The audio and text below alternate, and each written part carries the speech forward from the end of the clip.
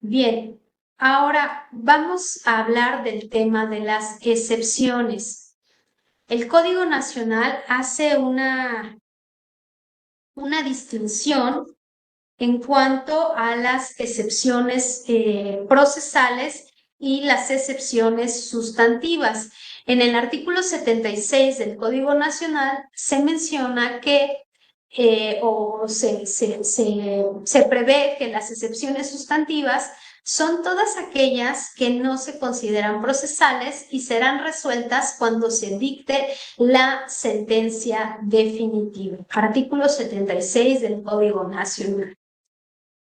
Luego, el artículo 62 de este nuevo código, el artículo 62 y 63, nos hacen referencia a cuáles son estas excepciones procesales. Y vean aquí en esta diapositiva que les compartimos, en cuanto a que hace un listado más amplio de lo que encontramos dentro de nuestro artículo 2.31 del Código de Procedimientos Civiles. Se hace referencia a las excepciones procesales de falta de cumplimiento del plazo o condición a que esté sujeta a la obligación, la improcedencia de la vía, la cosa juzgada, la remisión del arbitraje, las demás a las que se les dé ese carácter, sumadas a las que establece nuestra legislación procesal en cuanto a la incompetencia de la autoridad jurisdiccional, la litispendencia, conexidad de la causa y la falta de personalidad del actor o del demandado o la capacidad del actor. ¿En qué momento se deben hacer valer las excepciones procesales? Bueno, la regla es que se deben hacer valer al contestar la demanda, la reconvención o en la solicitud de medidas cautelares, perdón. Y en ningún caso, fíjense bien, suspenderán el procedimiento. Nos refiere en cuanto al trámite de la resolución de estas excepciones, es que al plantearse se dará vista a la parte contraria por el término de 3 días para que manifieste lo que a su interés convenga. Y si estamos en un procedimiento escrito, entonces estas se resolverán en una sentencia interlocutoria. Pero si nos encontramos en un procedimiento oral, las mismas se resolverán en la fase correspondiente de la primera audiencia denominada audiencia preliminar, dejando constancia de ello en el acta mínima que se levante con motivo de su celebración. Aquí me adelanto nuevamente un poco para referirles que en los procedimientos, en los orales familiares, vamos a encontrar que este se aboca a la celebración de 2 audiencias que son muy similares a lo que hoy conocemos o que se lleva a cabo a través de la audiencia inicial y la audiencia principal, con algunas diferencias, algunas particularidades que ya se irán analizando en las sesiones subsecuentes. Por ahora me quedo en que lo que vendría siendo nuestra audiencia inicial es la llamada audiencia preliminar, en donde se hace el análisis de las excepciones procesales. Y bueno, entonces nos dice el Código Nacional, si estamos en un procedimiento oral, estas se resuelven en la fase correspondiente de la audiencia preliminar en un juicio oral, salvo la de cosa juzgada. Esta va a tener una tramitación específica conforme a las reglas del Código Nacional. Ahora también otro punto a destacar es que en contra de las resoluciones que se emitan con motivo de las excepciones procesales que se hagan valer, no procede recurso alguno. Ojo, no procede recurso alguno. Esto evidentemente trae un cambio a lo que se establece en el artículo 5.75 de nuestro Código Procesal Local, en donde refiere que en la audiencia el recurso de revocación procede contra el auto que resuelva las excepciones procesales. Bueno, el Código Nacional nos dice no procede recurso alguno. quiero decirles, adelantarles otro tema más, en el sentido de que en materia de recursos desaparece el recurso de revocación. Esto creo que también es un importante avance. Tal vez abogados, abogadas que nos escuchan no estén de acuerdo en ello, pero en muchas ocasiones la utilización del recurso de revocación entorpecía el curso del procedimiento, los hacía más lentos y finalmente impedía que se llegara al dictado de una sentencia de fondo.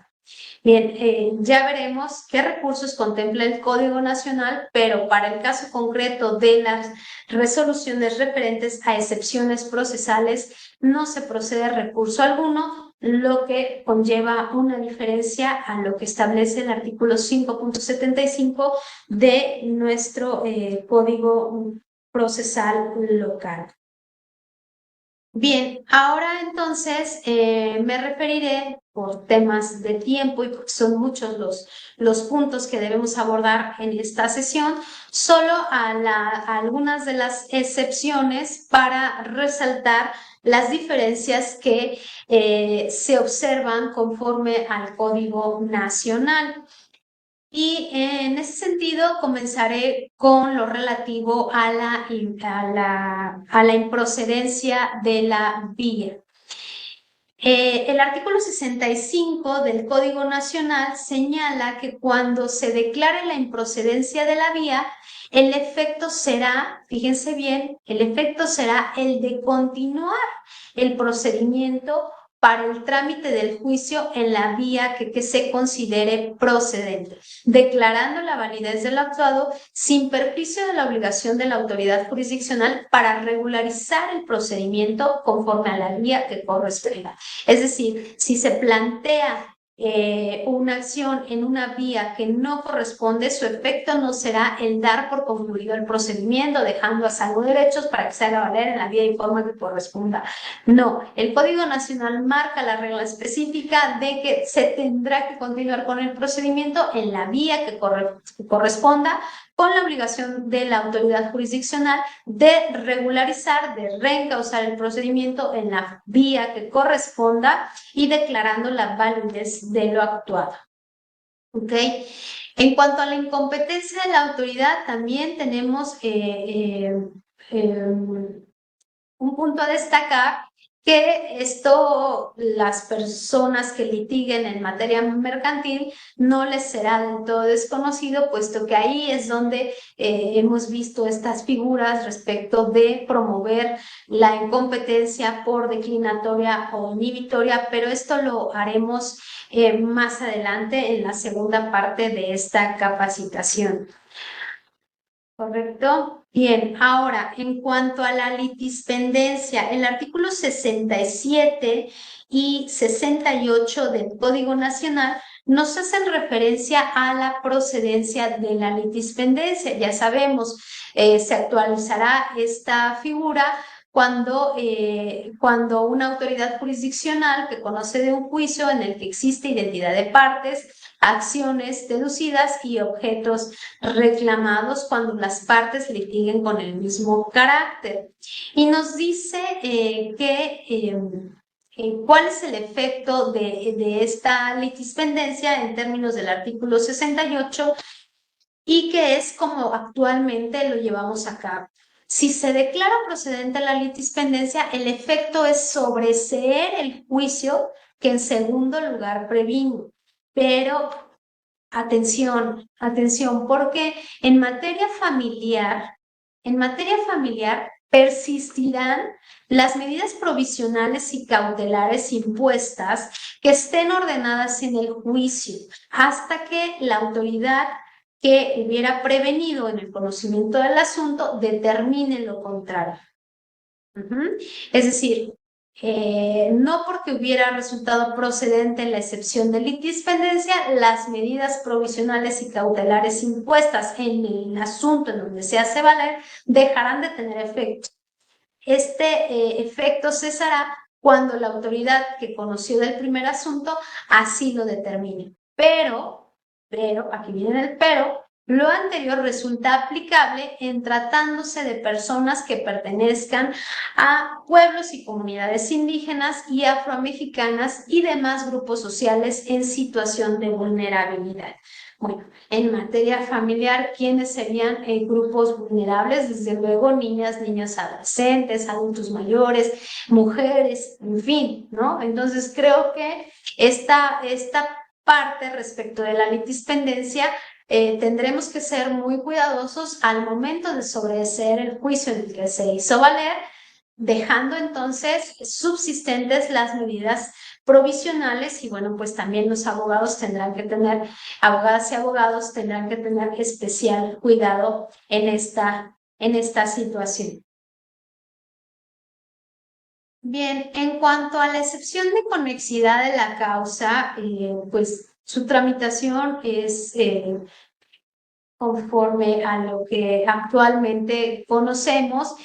Hay un punto muy particular que nos habla de que esta conexidad no se podrá dar cuando ambos juicios tengan trámites incompatibles. Aquí la pregunta sería, ¿cuáles serían esos supuestos que motivan una incompatibilidad de procedimientos?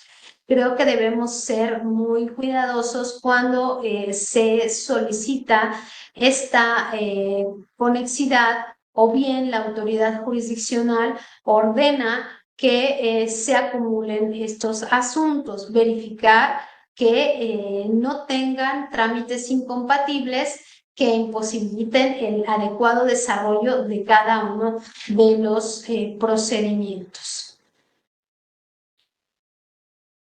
Bien, y recuerden que les decía que el trámite general respecto de las excepciones procesales, el momento en que se deben plantear, que se debe dar vista a la parte contraria, que si estamos en un procedimiento escrito se resuelven en sentencia interlocutoria, pero que si estamos en un procedimiento oral familiar, pues será en la audiencia preliminar en la fase correspondiente. Y así hay una acotación del Código Nacional en el sentido que la excepción de cosa juzgada tendrá una tramitación específica en el Código Nacional.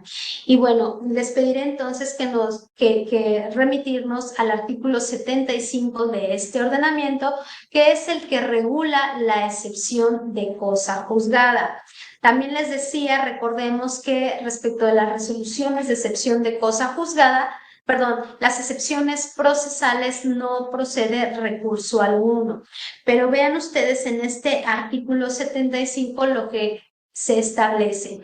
Y se dice que la cosa juzgada debe oponerse al dar contestación a la demanda o a la reconvención y con la misma se tiene que dar vista a la contraparte para que en el término de 3 días manifieste lo que a su interés convenga. Hasta ahí vamos en los mismos términos. Se resuelve en interlocutoria si es un juicio escrito o en la audiencia preliminar en la fase de depuración del procedimiento en juicios orales. Pero aquí, respecto de la excepción de cosa juzgada, sí se contempla el recurso. ¿Cuál es el recurso? El recurso de apelación.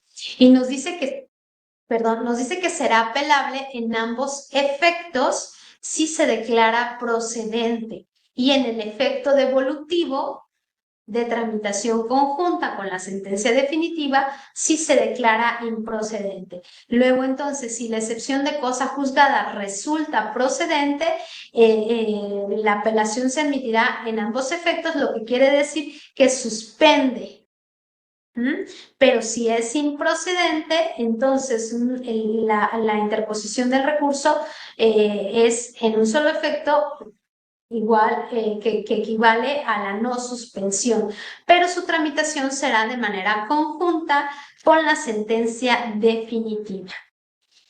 En este caso, entonces, la autoridad jurisdiccional, y así en algunos otros supuestos, pero en el caso específico de la cosa juzgada, la autoridad jurisdiccional de segunda instancia asumirá plena jurisdicción resolviendo el fondo del asunto sin necesidad de reenvío a la autoridad jurisdiccional de primera instancia. Y bueno, pues ahí entonces se atenderá lo conducente a la controversia planteada. Hasta este momento quedamos entonces con el pronunciamiento respectivo a las excepciones procesales y a las diferencias que encontramos conforme a lo que actualmente se regula en el Código de Procedimientos Civiles del Estado de México.